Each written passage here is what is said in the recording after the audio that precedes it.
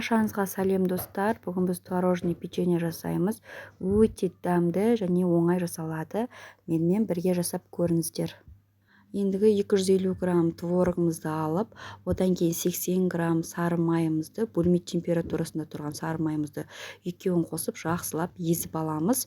Одан кейін 180 грамм ұнымызға 1 чайный ложка разрыхителіміз салып, жақсылап жұмсақ қамыр елейміз.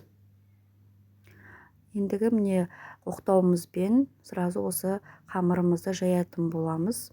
Мінекей дәл осылай қылып жайып жұқалап, одан кейін біздің печеньеміз әдемі болып шығу үшін жан-жағын кесіп тастаймыз.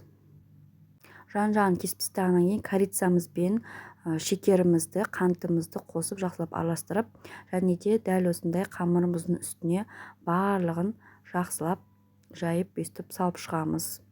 Егер сіздерде корица болмаса, жай ғана қантты қоссаңыздар болады, немесе кокосовый стружка қоссаңыздар болады.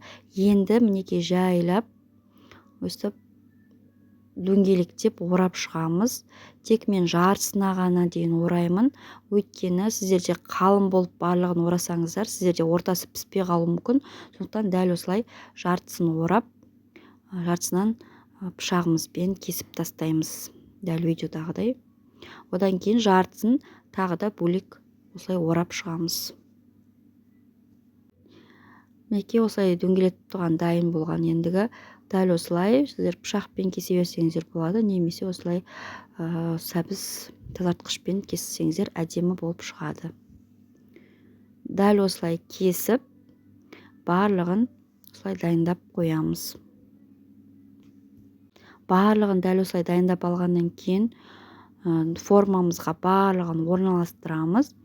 Одан кейін 180 градуста 20 минутта пісіріп аламыз. Мінекей біздің печеньеміз өте керемет болып пісіп жатыр. Біздің печеньеміз дайын болды. Өте дәмді, жұмсақ болып шықты. Жасап көріңіздер. Сіздерге видео ұнаса, лайк басып, комментарий жазып, тіркелуді ұмытпаңыздар.